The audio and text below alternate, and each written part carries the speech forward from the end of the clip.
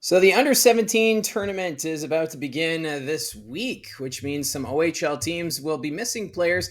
For example, Parker Vaughan of the Barrie Colts, he'll be joining Team Canada at the under 17. So they'll be without their rookie forward for this weekend. Other teams will be missing players like Ethan Belchitz for the Windsor Spitfires and so on. So this is going to be an interesting week as teams prepare. But in the meantime, let's take a look at the power rankings. There's been some big movers and some teams kind of staying the status quo. And we're going to start things off at number 20. It's the Peterborough Petes. No change for them. This is actually the fifth week in a row that the Petes have found themselves in the 20 spot on my power rankings. They're now off to an 0-10-1-1 start. And that's the worst start we've seen in the OHL since the 95-96 season, where the London Knights, they went 0-31-2. And those, of course, being two ties that the Knights had that season. So, yes, it's a terrible start for the Peterborough Petes, but we're not talking about record setting at this point, which is probably a positive. But we are starting to see some improvements with the Petes. On Saturday, they took the Brantford Bulldogs to a shootout, and they had the lead against the Oshawa Generals going into the third period, but saw that disappear and ended up losing that hockey game. But they still put up 5 goals, which is the most they've scored in a game all season. So we're starting to see some positives. So maybe a win could be on the horizon here. Coming up on Tuesday, they're home to the Niagara Ice Dogs, and then Friday, they travel to Kingston to face the Frontenacs. At number 19, the Guelph Storm, no change for them as well. It was just simply not a good week for the Guelph Storm, but they did get Jet Luchenko back from the Philadelphia Flyers, so there is a bright spot for the Storm going forward, as he was playing with the Philadelphia Flyers. But illness and injuries have been an issue. And in their game when they were here in Barrie on Saturday night, they only had 3 forward lines. It was that lean for the Storm team. So they're looking to bounce back as well. They've got 2 games on the road this week. Friday night, they're in Ottawa to face the 67s. And then Saturday, they visit the Kingston Frontenacs. Number 18, it's the Owen Sound Attack. They are down 1 position. It was a rough road trip for Owen Sound as they went through the West Division. They went 0-3, and they were shut out in their game against the Flint Firebirds, but they forced a shootout against the Saginaw Spirit, so they got at least a point in that game. Owen Sound's losing streak now stands at 6 games, but a bright spot, Antonio Terracini, he stood out getting a hat trick in the game against the Saginaw Spirit. So Terracini showing some offensive talent there in that hockey game, and maybe this is a sign of things to come for the forward. Coming up this week, the Attack, they're home for 2 games. Saturday, they host the Saginaw Spirit, and then on Sunday, they host the London Knights. Number 17, the Sarnia Sting, they tumbled 3 spots this week. Injuries are starting to become an issue with the Sting, but they did manage to keep things close in all 3 games. They went 1-2 last week. The defenseman that doesn't get a lot of attention, I feel, out of Sarnia is Mitch Young. He had points in all 3 games for Sarnia last week. 4 points is what he recorded. And we're also starting to see more shots coming from the defensemen. So there are a lot of positive signs with the Sarnia Sting team. They are a young squad. So this year is a growing season. And I think if they can stay competitive, this is going to go a long way in their development. This week, it's not going to be easy. 3 road games. Tuesday night, they're in Kitchener. Friday, they're in Oshawa. And then Saturday in Brampton. So a very tough schedule coming up here for the Sarnia Sting. At number 16, we have the Kingston Frontenacs. They're up 2 positions this week. It was a decent weekend for Kingston, 2-1, but both of those wins were on the road against Peterborough and North Bay. But what really stands out for Kingston is how they're the highest scoring team in the Eastern Conference with 54 goals for. That puts them in a tie with Saginaw for second most goals for in the Ontario Hockey League. Of course, the Windsor Spitfires right now leading that category. So some positives to take away for Kingston. Coming up, they're home to Peterborough Friday night. Saturday, they host Guelph.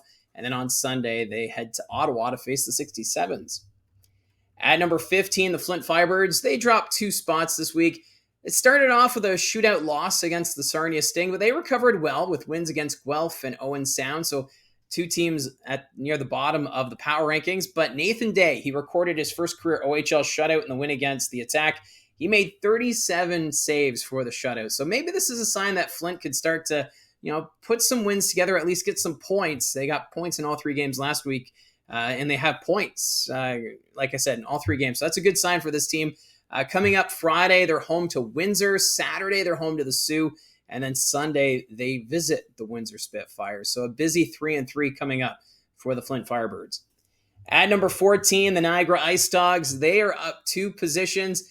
Many continue to ask if the Ice Dogs are for real as they remain first in the Eastern Conference with a record of 9-3. Last week, they went 2-1, and they played the Windsor Spitfires in a close 2-1 loss.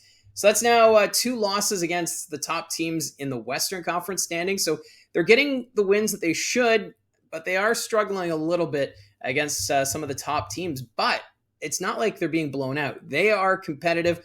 Owen Flores made a couple of huge stops in that game against the Spitfires. He was something to watch. But Kevin He really standing out for Niagara. The Winnipeg Jets prospect, now 4th in league scoring with 21 points and 3rd in goals with 11. So if you're looking to catch a game, the Niagara Ice Dogs and Kevin He, definitely worth the price of admission. Coming up Tuesday, they travel to Peterborough. Friday, they're home to Barrie. That's a big Central Division game. And then on Sunday, they host the Sudbury Wolves. At number 13, the North Bay Battalion. They fell 3 positions this week. North Bay, they took advantage of a struggling Ottawa team to open the week, but then followed it up with losses to Sudbury and Kingston.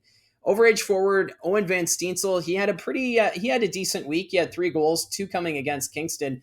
It just seems like something might be a little off right now with the North Bay Battalion. You see this during the course of the season where there's some adversity, and I feel as though North Bay going through a little bit of a stretch right now. We'll see if they can turn this around quickly. But this is going to be the interesting weekend because they have a home-and-home with Brampton. It's going to be the first time the Battalion are back in Brampton since they relocated back in 2013. As a broadcaster, I think this game would be very hard to do because I've even done it in a few videos where I've said Brampton Battalion when I meant to say Brampton Steelheads, or I'll say Brampton Battalion instead of North Bay Battalion. So this is going to be a bit of a tongue twister for the broadcasters, I'm sure. So Friday night, they're at the CAA Center in Brampton, and then Sunday, North Bay will host the Brampton Steelheads.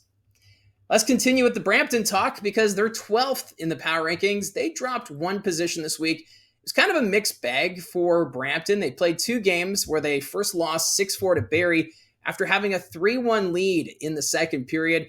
But then they put up 10 goals against the Guelph Storm on Sunday. So, like I said, a mixed bag. And the thing that stood out most in the big win against the Storm is the fact they got depth scoring, because you're not going to go far if you're a one-line team. And everyone right now is really focused on Martone, McDonnell, and Rakoff, because those 3 players together have been outstanding. But outside of that, scoring has been inconsistent. But they did get Adam Zidlicki a 5-point game, 3 goals, 2 assists, and Luke Misa also a 5-point game with 2 goals, 3 assists. So some positive signs coming out of that game against the Guelph Storm. So the future schedule coming up: Friday, they're home to the North Bay Battalion. Saturday, they host the Sarnia Sting. And then Sunday, they are in North Bay. At number 11, the Ottawa 67s. They fell 6 positions.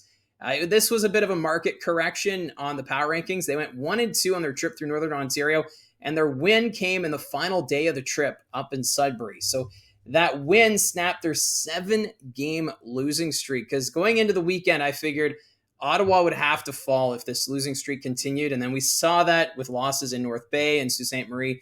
They won in Sudbury. Luca Pinelli had a hat trick, and that's now his 2nd hat trick of the season. But I figured it's time now for Ottawa to fall. This is actually the first time where I've done a power rankings video where they're in the bottom half of the power rankings. So Ottawa falling quite a bit here. We'll see what they can do this weekend. They've got 2 home games. Friday, they're hosting the Guelph Storm, and then Sunday, they're home to the Kingston Frontenacs, who are both lower than them in the power rankings. At number 10, the Sioux Greyhounds. They're up 5 positions. Now, Sault Ste. Marie, they've been on an impressive 4-game winning streak. They won their 2 games last week against Saginaw and Ottawa. And the Greyhounds, they also got some great news. Owen Allard being returned by the Utah Hockey Club, while Noel Nord, he also committed to the Sioux and scored in his first week as a member of the Greyhounds. So things looking very positive with the Greyhounds. But I think they're going to make things interesting. This Sioux team maybe off to a slower start than some expected. I know there's some fans in Sault Ste. Marie that were kind of wanting to see a rebuild to bring in, to recoup some picks and whatnot, but having Allard in your lineup and now adding Noel Nord, this team looks fun. It'll be interesting to see where it goes from here. And plus, they've earned wins against teams like Saginaw and Kitchener already this season. They actually, in fact, have 2 wins this season now against the Saginaw Spirit. So coming up this week, though, a very tough schedule. We're going to learn a lot about the Sioux Greyhounds. Wednesday, they're in Windsor. Friday, they're in London. And Saturday, they're in Flint. So that's going to be a very tough 3-game road trip coming up this week for the Sioux Greyhounds. At number 9, the Barrie Colts. They're up 3 positions this week. And the Colts, they seem to be rounding into form. They went 2-1 last week, and that one loss was against the Erie Otters. And the Barrie Colts played a great game. They just ran into a very hot goaltender. So Barrie looking really strong right now. The Colts, they are dealing with a few injuries, though. Michael Durbridge and Nolan Newton out due to injury. And Cole Baudouin missed the last 2 games due to an illness. But they're 7-3 in their last 10 games and 2 points out of first in the Eastern Conference. So things looking up. And I know some were wondering in my last power rankings if I was afraid of being a homer when it comes to the Barrie Colts because I broadcast their games. Yeah, that was a little bit in the back of my mind. That's why they were in the bottom half of the power rankings. But I do like to have teams steadily climb the rankings or steadily fall. Not often you see big climbs and big drops. So I'm kind of comfortable having the Barrie Colts right now at number 9. But this weekend coming up, Niagara Friday night, Erie on Saturday. And those are both on the road. If the Colts can sweep this weekend, there's no reason to keep them probably out of the top 5 in the power rankings for sure for next week. But we'll have to wait and see. We don't want to put the cart before the horse, but right now they are sitting at number 9. Number 8 in the power rankings, the Brantford Bulldogs. They climbed 1 position this week. Brantford, they've been playing a lot of overtime recently. They went 1-0-1 last week. That loss in overtime was against the London Knights, and then they needed a shootout to defeat the Peterborough Petes.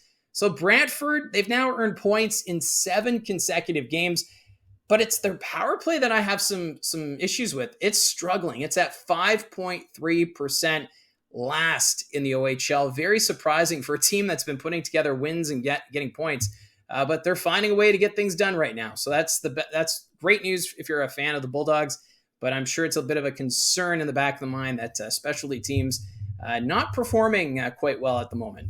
Coming up for Brantford, they're home to Erie on Friday. Saturday, they take on Sudbury before traveling to Oshawa on Sunday. At number 7, the Sudbury Wolves. No change for them. Actually, the Wolves have been one of the more consistent teams in the power rankings as they've been 7th in 4 of the 6 weeks this season. For Sudbury, they went 1-1 last week, so win over North Bay and then a tough loss to Ottawa. Despite the unknowns with Quentin Musty behind the scenes, the Sudbury Wolves, they're getting the job done out on the ice, and they have the best penalty kill right now in the OHL at 86.8%. So very impressive stuff there. We'll see if they can continue this as the season progresses, but Scott Barney, the head coach of the Sudbury Wolves, he's got this team buying into their systems. They're a hardworking club, and we'll see what's in store up in the Nickel City this year. Coming up on Friday, they're in Kitchener, so a very tough road match. Then they're in Brantford on Saturday and Niagara on Sunday. So a very tough 3-3 on the road coming up here for the Sudbury Wolves. At number 6, the Erie Otters, they're up 2 positions. And great news, Matthew Schaefer back with the Otters. He actually contributed with a goal in his first game back against the Barrie Colts. So this Erie team, they are looking really good. Although that loss in Kitchener was a little tough Friday night. But other than that, they've got some great offense. The defense is looking pretty good. And then Noah Erliden, outstanding goaltender for the Erie Otters, right now has a .928 save percentage. So this team, I kind of expect will challenge for top spot in the Western Conference and maybe even challenge for a Western Conference title. We'll have to wait and see if who they add between now and the OHL trade deadline. But I really like the foundation of this Otters team. And this weekend, just 2 games. They're in Brantford on Friday, and then they host the Barrie Colts on Saturday. And that game down at the Erie Insurance Arena on Saturday, I wish I could go to that one. That's going to be a lively game for sure.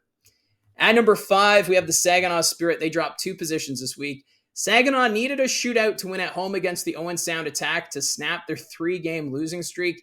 But what was great to see in that win is that Graydon Jones, rookie defenseman, scored his first career OHL goal, and then proceeded to get his second career goal. So a good sign there to see this team is getting some scoring from other parts of the lineup.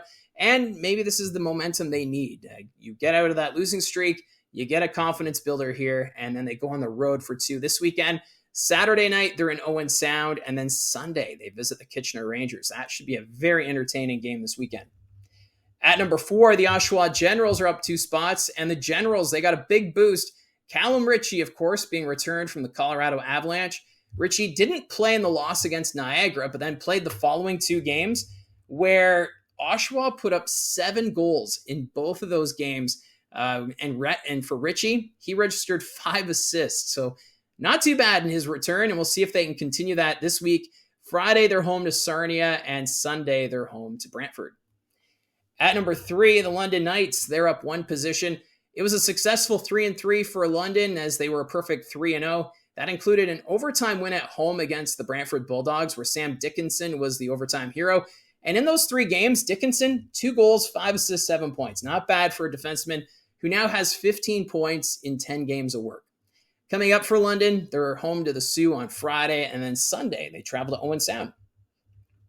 At number 2, the Windsor Spitfires. No change for them. It's the second week in a row that they find themselves in the 2nd spot in the power rankings, but I'm expecting this team to eventually take top spot just because of the play. They've been very strong offensively. Joey Costanzo's been pretty strong in net as well. And they went 2-0 last week, and it was a very tight game at home against the Niagara Ice Dogs where they pulled out the 2-1 victory. And for Windsor, also getting some great play from Liam Greentree. He has been in beast mode, 7 goals, 19 assists, 26 points in just 11 games. That actually puts him in a tie with Michael Misa for first in league scoring, so not too shabby. Coming up for Windsor, they're home to the Sioux on Wednesday. Friday, they travel to Flint, and then on Sunday, they host the Flint Firebirds. So that leaves us at number 1, and can anyone stop the Kitchener Rangers right now? They're first in the power rankings now for the 3rd week in a row.